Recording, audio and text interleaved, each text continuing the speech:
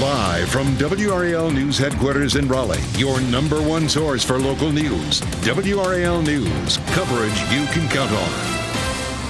We're learning more about a 23-year-old man who died near NC State. WRAL is live from a growing memorial where friends shared memories of the victim. And I know you've seen that hazy sunshine we're seeing out there right now. Code orange air quality alert for today, but I'll show you how things begin to change for us tomorrow. And you didn't win the Powerball last night. You could strike it rich tonight with Mega Millions, where that jackpot stands this noon.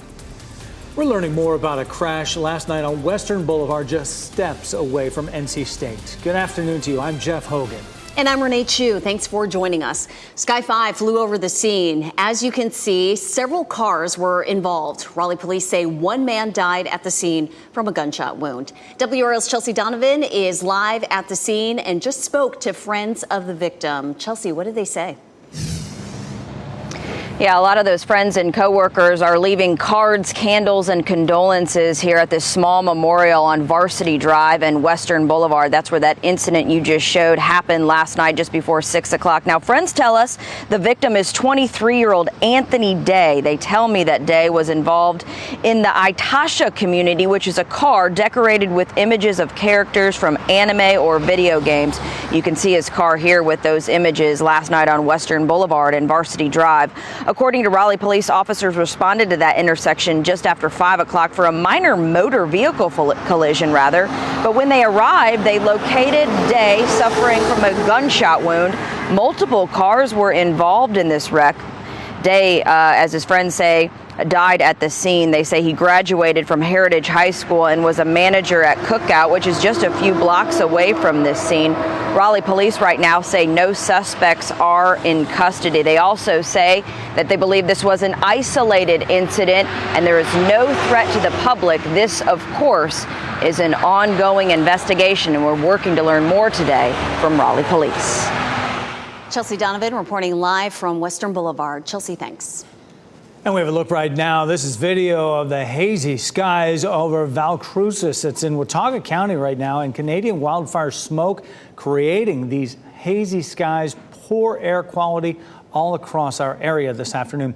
Our air quality is code orange for the rest of the day. And Elizabeth Gardner is in the WRAL Severe Weather Center right now with a look at when some might see some improvement. We started monitoring these numbers very early this morning. We started at about 135, and that number bumped up to about 142. We're back down to 136, so we really haven't seen a whole lot of change. That 136 keeps us solidly right there in code orange. 151 would be code red. It looks like potentially later this afternoon we'll start to see those numbers coming down a little bit, potentially to 108 by the end of the day. And we're going to see a switch in our wind direction that's going to start to push more of this smoke out of here late tonight and into the day tomorrow. But we are going to have to deal with it the rest of the day. We have a code orange air quality alert for the entire viewing area. That means it's unhealthy for sensitive groups to spend much time outside. That's going to be the elderly, very young children, or anyone with asthma or respiratory issues. Just want to take it easy. Let's look at our current map of air quality, and our entire viewing area is in code orange right now. And you can see earlier this morning we had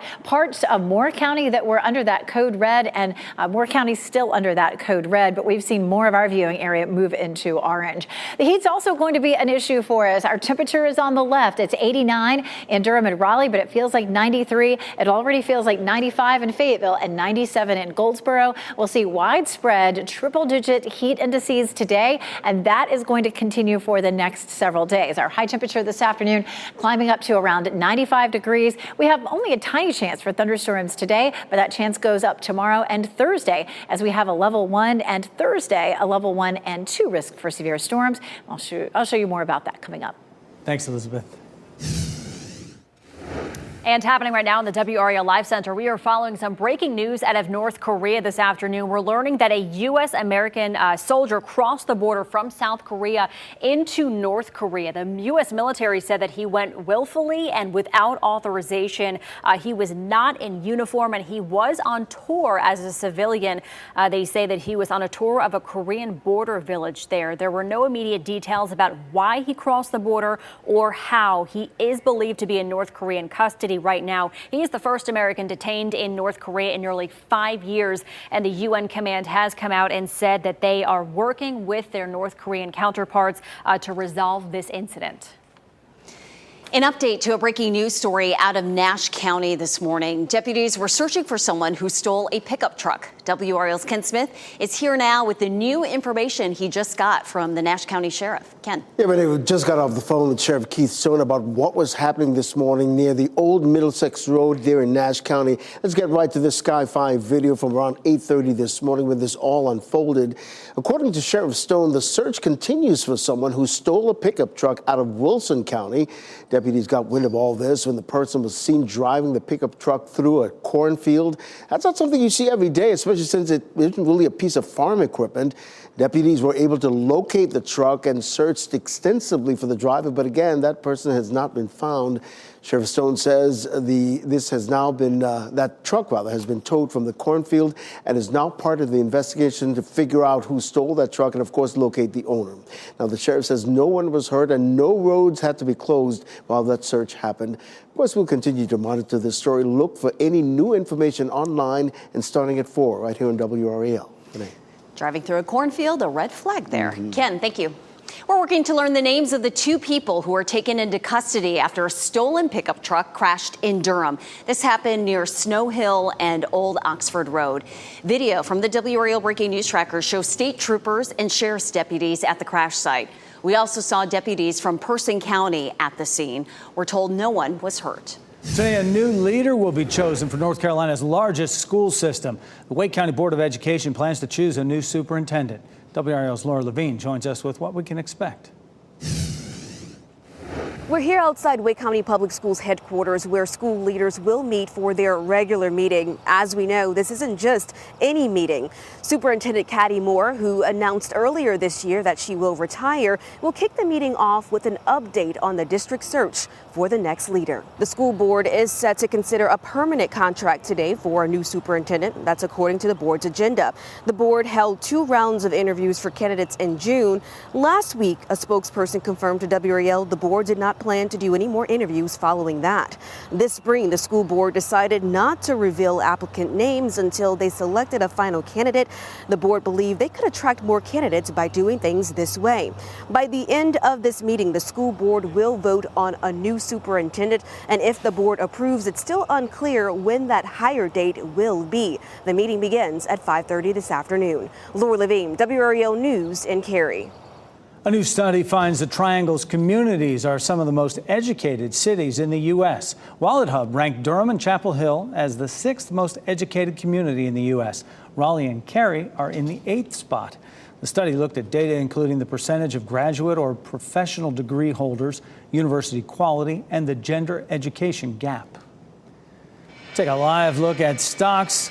And as we head towards midweek, you can see the Dow Jones Industrial Average has stayed in positive territory all day today. Right now, up 363 points.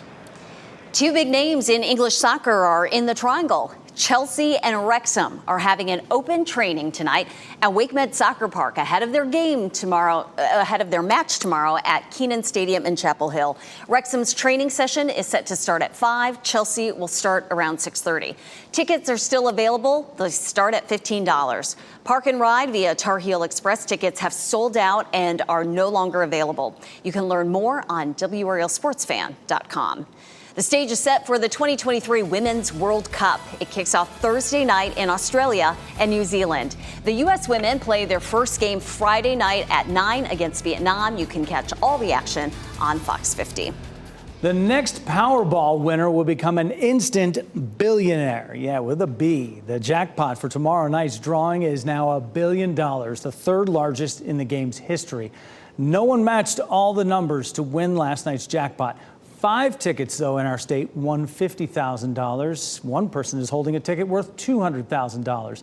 Here's a look at the winning numbers from last night. 5, 8, 9, 17, 41, and 21 was the Powerball. The $50,000 winners in our state matched 4 of the numbers and the Powerball. The $200,000 winner did that, but played the power play as well. The power play was 4. Tonight's Mega Millions drawing has a huge jackpot as well. That game prize is now $640 million. You can watch that drawing live on WRAL right before our 11 o'clock news. Next at noon, the U.S. is returning antiques to their rightful owner in India. How the stolen treasures got here and how much they're worth. Also, it's monsoon season in Arizona, but this is very different. What caused this dust up over the desert? And a strange find in a neighborhood outside Chicago. A missing emergency slide from an airliner. At 12:30, hear from the homeowner who found it. Download the new WRAL streaming apps on Roku, Fire TV, Apple TV, and Android TV.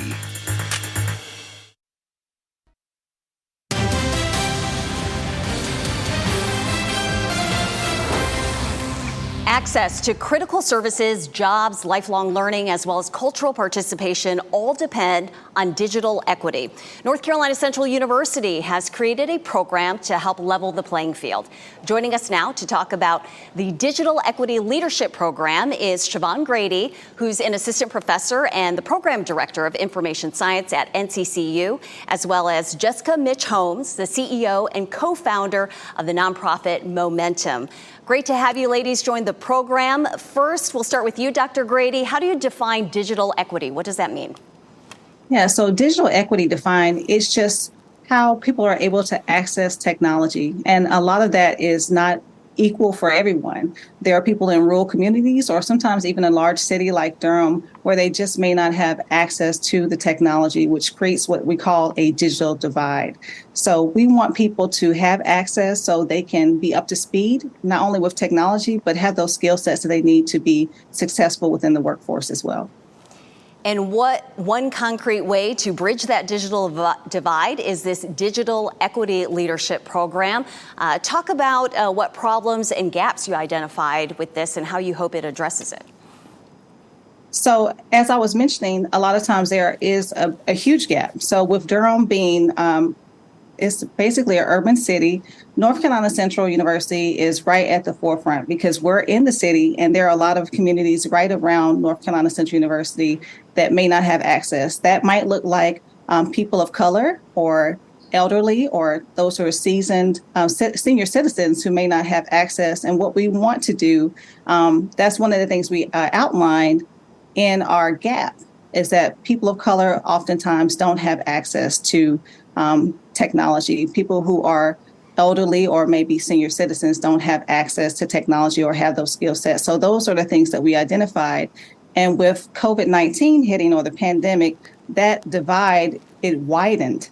And so what we want to do is we want to change what that narrative looks like so that, you know, everyone can have access and things can be equitable for all people. And part of this effort to change the narrative is also partnering with community partners. Let's bring in Jessica with Momentum. Talk about what Momentum is and how you're helping NCCU with this program. Thank you. Momentum is a company focused on workforce development through training people for high-tech jobs, specifically jobs in coding and software engineering, which we know Durham, particularly downtown Durham and the areas around North Carolina Central's campus, those jobs have been growing over the past several years and will continue to grow. So we are a partner with North Carolina Central, one of many partners in this effort, and we are rolling out a training program that starts on September 18th. It is a part-time, twice-a-week program that is providing Durham residents with the skill set needed to obtain jobs in the high-growth tech industry. This program, thanks to the federal grant, is for free for Durham residents. Typically, when Momentum has rolled out this program, the tuition for the part-time role is $15,000 and above. And so we are really excited about this partnership and this federal grant because this is training, this is job skills education that is now going to be offered through North Carolina Central and Momentum's partnership to Durham residents for free. Jessica, that is awesome. We have just a little time. Let our viewers know how they can get involved in this program if they want to take advantage of this free training. www.momentumlearn.com. You can see applications there. We are actively taking applications and vetting for a limited amount of seats in this first program that starts on September 18th. We encourage folks to get their applications in as soon as they can. Awesome. Thank you so much, Dr. Grady with North Carolina Central University and Jessica Mitch Holmes with Momentum. Thank you for letting our viewers know about your efforts to work toward digital equity. Thank you. Thank you. The U.S. has returned more than 100 trafficked antiques to India. The return of these artifacts follows a recent visit to Washington by India's Prime Minister. These items have an estimated value of over $4 million. They were linked to a disgraced New York art dealer who was sentenced to 10 years in prison on smuggling charges. The U.S. previously returned more than 300 looted treasures last year as part of a 15-year investigation into international trafficking networks. Investigators are working to figure out the story behind a mysterious object that washed up on a beach in Western Australia. Like a tank of some description, sort of fiberglass, plastic on the inside, and just it looked beautiful out in the water when it was floating in on Saturday. But quite odd. Look at it, a gold-colored round object there washed up near a town about 150 miles from Perth. It appears to have cables or wires hanging out of the top of it. Local authorities say it is not a threat to the public, and that's after police had initially labeled it a hazard. The object will be removed from the beach once it is identified. Is it just me, or it looks a little like the acorn at a first night celebration? So odd. It could be. Monsoon season began in the middle of June in Arizona, but there hasn't been much rain. That all changed yesterday after a major dust storm formed in the East Valley. The storm came hours after thunderstorms touched down in Phoenix. The dust made it very difficult for people to see and breathe. Monsoon season typically runs from June 15th to September 30th. Meanwhile, air quality concerns are plaguing people along the East Coast. At the Jersey Shore, some restaurants closed early due to the unhealthy air. The problem is from wildfires in Canada. New Jersey is experiencing another day of haze and smoke. A code orange alert is in effect today there and for us as well here. Almost like here we go again with that. I'm waiting to hear the flight delays and things like that out of New York, like what happened last time. Elizabeth Gardner is in the WRAL Severe Weather Center right now with our air quality, where we stand.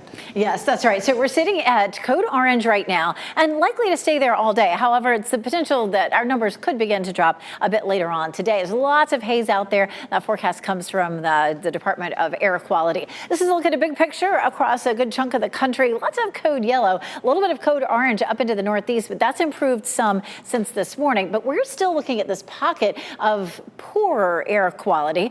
All this has come from the fires in Western Canada. If you remember in June, we had all of that coming from Eastern Canada around Quebec. This is now coming from Western Canada around British Columbia and Alberta. And it's remained here in a pocket because our winds have become a little bit lighter. Our winds will start to pick up tomorrow and begin to start to push some of this northward and away from us. And that should help to mix and clear things out a little bit. We have one little pocket here of code red, and that includes most of Moore County, so down around the Sandhills. Everybody else in our viewing area sitting at code orange. Of course, we talked about what that means. It's just unhealthy for sensitive groups like anybody who has asthma, respiratory issues, or anybody who is elderly or young children. This is a look at our model that shows us where the smoke is and where it's headed, and you can see it's still on the light-ish side, but begins to move northward as we get into the overnight period. Tomorrow morning at around 8 a.m., we actually have a nice clear spot, but this last little bit of it may come swinging through during the afternoon tomorrow. Still, our forecast from the Department of Air Quality is for that to be code yellow tomorrow, so we'll see how that goes. Once we get to this afternoon and evening, we get into a stronger flow from the south that will begin to clear out some of that smoke that's over us right now. So again, code orange today, potentially code yellow Wednesday and Thursday. And code yellow is pretty typical for us. Most hot, humid summer days in our area, we're at code yellow. We take a live look at Lake Gaston. Looks like a nice place to be, especially in the heat. But with the smoke, it may not be appropriate for everybody to be out there. Healthy adults should be fine today, though. 89 right now, the dew point of 69, but on our way into the mid-90s. We'll see 95 in Durham and Raleigh and 96 this afternoon in Fayetteville. With that added moisture in the atmosphere, we're sitting at steamy right now. We'll have to deal with a heat index, and that will just go up as we get into the next few days. Watch how we turn darker green late Wednesday and into into Thursday. We'll add more moisture into the atmosphere, which will make that heat index go even higher. So 102 today, 103 tomorrow, 106 potentially on Thursday. 105 is the threshold for a heat advisory that gets issued by the National Weather Service. So it's possible Thursday we would go under a heat advisory. After that, it begins to step down, and check out Saturday, a high of 90 with a heat index of 92, and it doesn't look like we'll see any rain. So we get a little bit of a break from all this heat and humidity over the weekend. But we have 4 days in a row that we'll be dealing with it. Tomorrow and Thursday, we have a better chance for thunderstorms with a risk of severe weather. I'll show you what to expect coming up. Elizabeth, thanks. As we continue to monitor air quality concerns, 5 on your side has you covered. Canadian wildfires, traffic pollution, air quality is a real concern. Coming up, 5 on your side shares how you can track it and what you can do to keep the bad air out. And we've been talking about it for weeks. Tomorrow it happens. Wrexham faces off with Chelsea in Chapel Hill. Tonight on your News at 5, Shelley Jackson looks at the economic benefits with the soccer match expected to bring in more than $1 million. Well, still ahead this noon, we have heard the stories of billionaire Elon Musk gutting Twitter offices around the world after his takeover. Now some former employees accuse the social media company of ghosting them after the buyout. And the search is on for the best-looking state trooper cruiser in the nation. How North Carolina is paying homage to the past.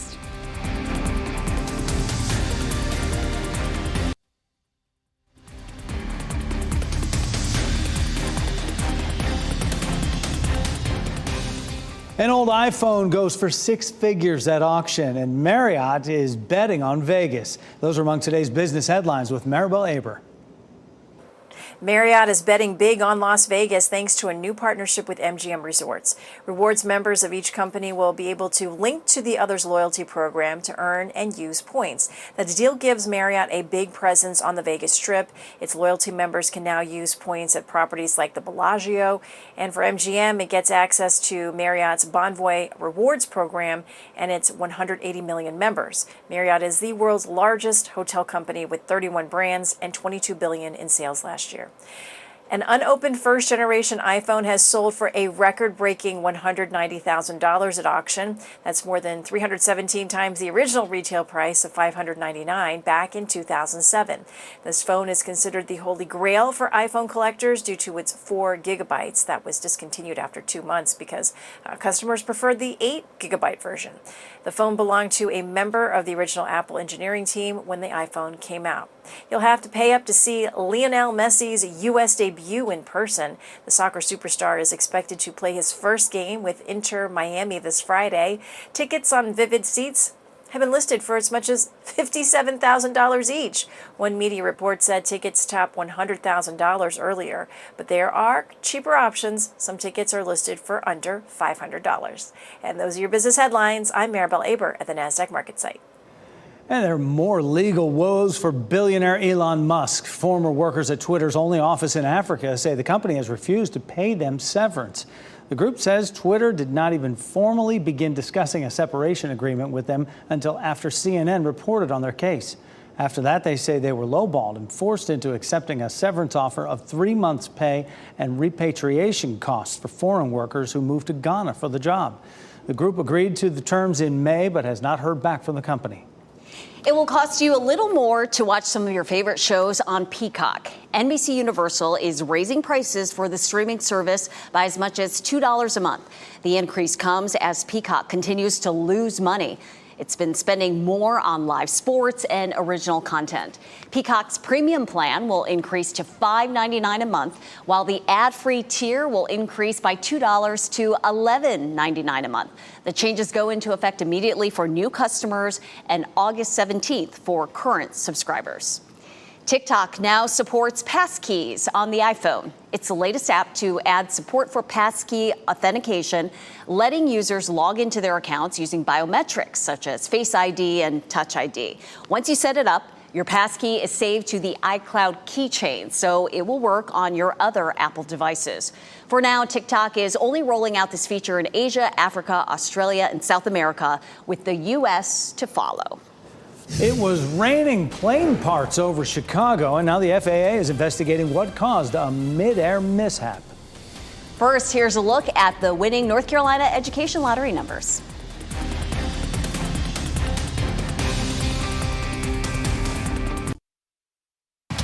shot in 4K ultra high definition. Your number one source for local news. WRAL News. Coverage you can count on. Smoke from the Canadian wildfires is polluting our air once again, and that means vulnerable groups will want to limit their time outdoors. The unhealthy air could be particularly bad for children, people with asthma, or those with heart or lung disease. Elizabeth Gardner is in the WRAL Severe Weather Center with how long this orange air quality alert could last. It's likely to last for the rest of the day today, but as we talked about a little while ago, we're going to see our winds shifting to southerly, and that's going to start to push some of this out of here. Right now, our number's at 136, which is orange. 108 is orange, but it's on the lower end of orange. Once we get down to 100, we're in yellow. That's the forecast from the Department of Air Quality, so we'll see that. Watch how that goes. We haven't seen much of a change today. It's been 130 to 140 or so. Our air quality alert code orange means it's unhealthy for sensitive groups, which would be the elderly, young children, or people with asthma or respiratory issues. Doesn't mean it's unhealthy for everyone, but we do have this paired with a high heat index, so that heat index around 101, 102. Of course, you just want to, be aware of how your body is taking all of this together. Our air quality, we just dropped off that whole red section, so that's definitely good news. So we're still sitting at orange, but no longer are the sandhills in code red.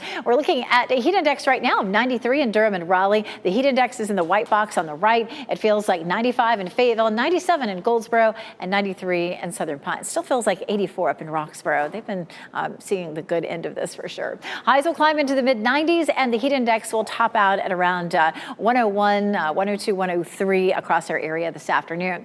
We also have a chance for some scattered thunderstorms. Very few of those today, but a better chance tomorrow and Thursday with a chance of some severe storms. I'll show you the timeline coming up. And we will have to deal with the smoky haze all day today. WRAL's Kelsey Coffey explains how this will affect North Carolina's overall air quality if these poor air conditions continue. It's a hazy day at Fletcher Park, and today makes at least 10 times that we've seen a code orange air quality alert in our viewing area since April. And that code orange means that this air quality isn't healthy for sensitive groups like children, the elderly, and those who have illnesses that impact their lungs. All of this is a result of the massive wildfires that are sweeping across Canada. More than 900 fires are burning in the country right now. 2/3 of them are burning out of control. This has been a problem for weeks with the smoke from the fires sweeping across the U.S. The air pollution that's caused by these wildfires is essentially rolling back years of improvement that we've made in North Carolina in improving our air quality. That was environmental expert Dr. William Vizuete with UNC. He says that this level of exposure could have some serious health implications. If those sensitive groups continue to get this level of exposure at such a high frequency, he says it could cause long-term illness. Kelsey Coffey, WRAL News in Raleigh. Right at the top of the hour, a special swearing-in ceremony got underway in Cumberland County. The Board of Elections is swearing in its new members on Fountainhead Lane. Irene Grimes, James Baker, Linda DeVore, Derek Edmonds, and Billy R. King will take their oaths of office. Starting this fall, people in North Carolina can use one of 99 different types of identification cards to vote. It comes as the state prepares to ask voters to show ID at the polls. Voters who don't have an acceptable photo ID can get one for free from the DMV. Voters who vote by mail will be asked to include a photocopy of an ID with their ballot or complete an ID exception form for absentee voting. You can read more about the new ID requirements online at WRAL.com. Federal officials are investigating after a United airplane lost its emergency slide midair. This happened yesterday near Chicago's O'Hare International Airport. Christian Farr spoke with the homeowner who made the discovery. To have something like that fall off a plane and land in my backyard and hit my house, it was very surprising. What fell from the sky and hit Patrick DeVitt's northwest side home this afternoon was captured in these photos and then spelled out in this police dispatch call. This is an emergency slide off of a wing of a Boeing aircraft. It was an emergency slide from a United aircraft that hit Patrick's home shortly after 12 o'clock. Patrick was not there at the time, but his father-in-law... The plane dropped something, right?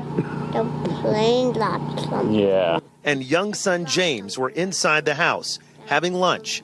Patrick came home a short time later. And then I go back there, and there's a giant airplane slide in the backyard just laying across my mother-in-law's garden.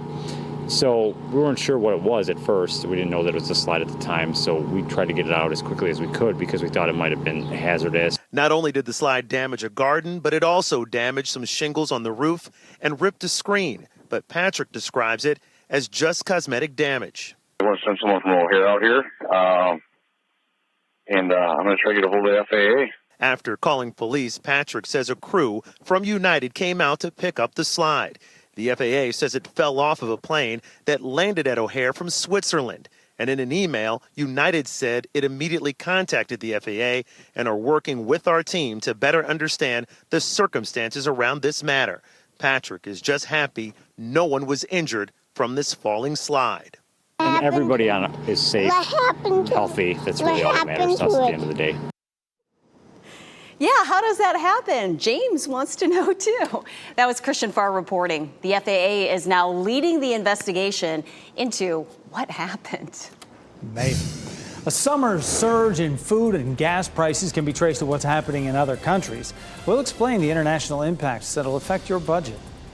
And parents, sometimes we try to pack in a lot with our families during the summer. Ways to keep it all from getting overwhelming and to stress less so you can better enjoy this time of year.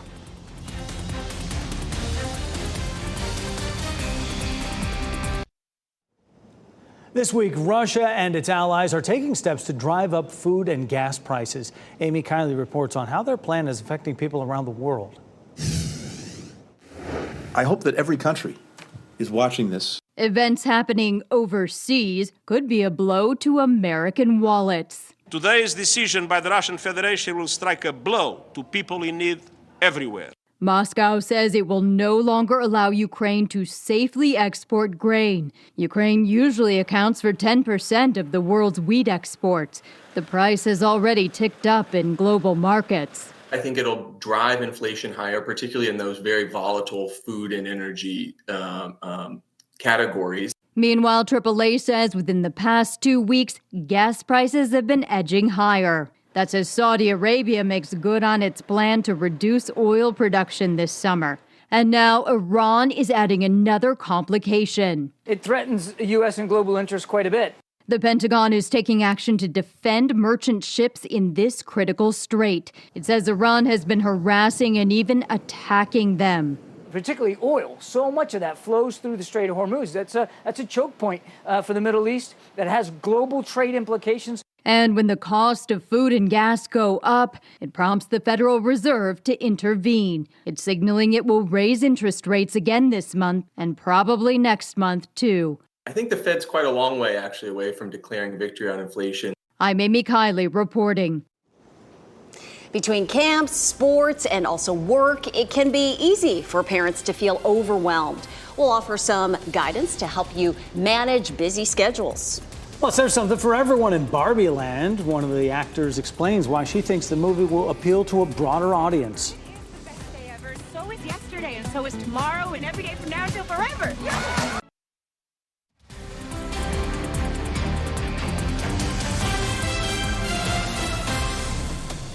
Welcome back as we take a live look at Carolina Beach.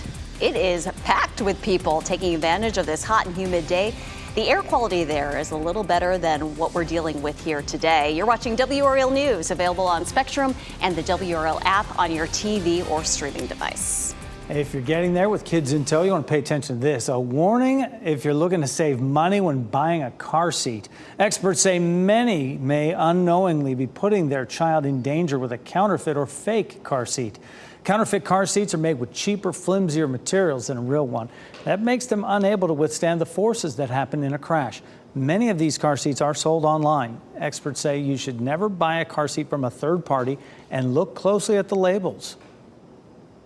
If it did not come with a registration card or a car seat manual, that could also be an indicator that it's counterfeit. If you're worried about your car seat, you can find a trained technician in your area to make sure that it's safe. With most kids on summer break still, parents have a lot more on their plates these days, like juggling camps, sports, and also their jobs. It can quickly become overwhelming. So what can they do to stay sane with those busy summer schedules? A psychologist suggests parents have a broad plan for summer and then take it week by week, making changes as they need to. And don't feel pressured to follow a strict schedule with your kids. You also shouldn't feel bad if you have to say no to things. And finally, don't be afraid to ask for help. She knows some parents may feel guilty about it, but they shouldn't. Sometimes people feel like they don't want to impose on people, or that they should be able to do it all. Like, I should be able to do this. These are my kids. I should be able to manage it. Or I don't want to burden somebody. They're busy too. And we need to remember that other people can say no to us. So if we never ask, then we never give that person the opportunity to decide for themselves. If you notice your stress or anxiety levels do not seem to be getting any better with time, she recommends speaking with a mental health professional. Pediatric experts say they are encouraged by a newly approved RSV vaccine for kids. The FDA gave its approval yesterday to Beyfortus. It's an injectable, laboratory-made antibody treatment to help fight off RSV in toddlers and babies. Two experts who spoke with WRAL say they're excited, but there are still questions to be answered. It's the #1 cause of hospitalizations in the United States for infants under a year of life. So this is really a big advancement. We have to figure out how much this product is going to cost, and are there going to be, health equity issues? Are all insurance companies going to pay for it? Is the federal government going to pay for it? And that piece still needs to be sorted out. CDC advisors will meet next month to recommend who should get the drug. The countdown is on. We are less than 3 days away from the debut of Greta Gerwig's live-action Barbie movie. Margot Robbie leads a star-studded cast, playing the iconic doll alongside Ryan Gosling as Ken. The cast says fans can expect the unexpected. America Ferrera, who did not grow up playing with Barbie, praises the film for its diverse cast. I didn't really feel very represented in the world of it. So really, I felt like I had no relationship to Barbie. And the thing that's so great about getting to be a part of this story, the way it's told, is that we're changing that story. We're changing the narrative to include more of us. The heavily publicized Barbie movie includes different versions of Barbie, including Issa Rae as President Barbie and SNL alum Kate McKinnon as Weird Barbie, and Kingsley Ben-Adir and Simu Liu as other versions of Ken. So quite the star-studded cast. We will see how this movie does, because that marketing machine has been on fire for weeks leading up to the debut of the Barbie movie. Friday? Oh, yeah. Friday. Yeah. I think we should wear all pink Friday. Pink Friday. What do you think? Okay. We'll do it. Be able to pull this off. We can see through the smoke maybe out there. Elizabeth Gardner in the WRAL Severe Weather Center right now with that air quality alert. I have the perfect Barbie pink dress. So all right, let's go. You guys say the word. Meteorologist Barbie. Let's go. Yeah, absolutely. Orange is not, a dress that we not necessarily want to be putting on today, but we do have that code orange air quality alert, which means it's unhealthy for sensitive groups like the elderly, young children, or anybody with respiratory issues. That's the entire viewing area. We're starting to see a little bit of improvement. We had just a big swath of red that was covering parts of the Sandhills, particularly Moore County earlier today. That has bounced back to orange, which is good news. And then a little bit of yellow just north of Durham. So I think we're coming along. We're going to watch our wind shifting to southerly today, and that's going to gradually start to push some of that smoke away from us. We'll widen out the view, and you can see really we have this pocket here across the southeast where we have poor air quality. And I feel like that's because we had it coming in from the northwest, and then it moved in here, and there's not been a lot of wind to push it along since it's arrived. But that changes tomorrow as we start to see it moving back up to the north. This is a look at, again, where that smoke is likely to be at around 11 o'clock tonight. Watch how it pushes northward, but then some of it may get trapped near this trough and swing across the area. But at this point, it's likely to be at code yellow, and code yellow is something that we see very regularly here in the summertime. So code orange today, and then it looks like Wednesday and Thursday we're back to code yellow. But we'll have our own issues for Wednesday and Thursday, I tell you what. We take a live look at what's going on across our area right now, and we're looking at great conditions, or at least conditions that are very hazy across our area. Watch that little box that pops up, severe thunderstorm watch well to our west. We're not likely to go under a severe thunderstorm watch. Today's going to be nice and quiet for us in terms of our afternoon storms. We'll roll through starting here at noon, and you can see some cloud cover pops up and maybe 1 or 2 showers, but most of us will stay dry.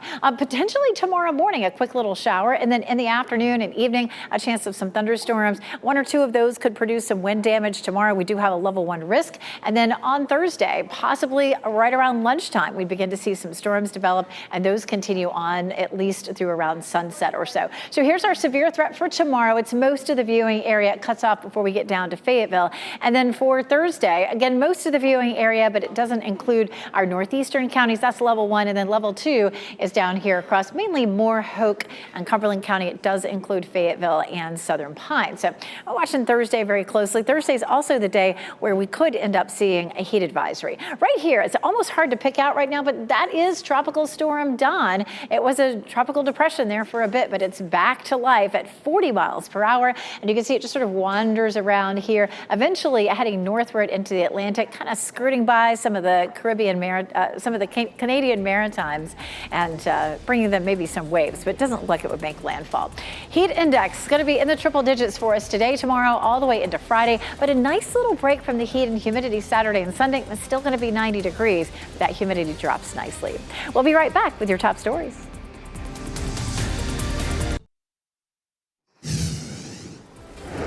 As we wrap things up, here's a look at a few of the headlines we're following today. A memorial is growing for a man who was shot and killed along Western Boulevard, steps away from NC State in Raleigh. Police responded to a crash near Varsity Drive last night. When they got there, they found a man with a gunshot wound. Friends tell WRAL that man was 23-year-old Anthony Day. Police say no one is in custody. Canadian wildfire smoke is creating hazy skies and poor air quality across our area. Our air quality is code orange for the rest of the day, which is dangerous for sensitive groups. Wind will help push some of that smoke out of our area tonight and into tomorrow. We will soon know who will take charge of North Carolina's largest school system. Tonight, the Wake County Board of Education is set to choose a new superintendent. Superintendent Caddy Moore retired this month. Look for updates during our evening news starting at 4. North Carolina hopes to race to the top of a nationwide contest. A pretty cool one here. The American Association of State Troopers kicked off the 2023 National Best Looking Cruiser Contest. This year's photo submission pays homage to the North Wilkesboro Speedway, which opened in 1947. Fittingly, the photo features the new Chevy Tahoe parked alongside a 1947 Buick. The contest wraps up at the end of the month. Visit the State Highway Patrol Facebook page to vote. The top 13 winners will have their state's photo featured in a 2024 calendar, and proceeds from the calendar sales will benefit the American Association of State Troopers Foundation, which provides educational scholarships to dependents of member troopers. Those are some sleek looking rides. Now to New Bedford, Massachusetts, where some people say a seagull sculpture is too sexy for the public. The statue, called Seagull Cinderella, first landed in the city in 2016. This year she's back, but she's no longer topless. Still, some people are circulating a petition to have it removed. The creator says the sculpture helps raise money for an organization in New Bedford that helps women who are experiencing breast cancer treatment. Our pet of the day has lots of personality and cuteness for a compact dog. Tammy is joy-filled, tail-wagging, 31-pound, and she is about 1 year old, well-behaved, and just occasional bursts of youthful excitement. She's good with other dogs, and volunteers at Red Barn Rescue think that she would be fine with cats as well. Make her part of your family. Just visit redbarnrescue.com. She sounds like us, occasional bursts of youthful excitement. That's right. Here's one now as we get out the door. NBC News Daily is up next on WRAL, your next local update in 30 minutes. And remember, get breaking news updates anytime on WRAL.com. Keep watching WRAL News over the air channel 34 and Spectrum channel 1257.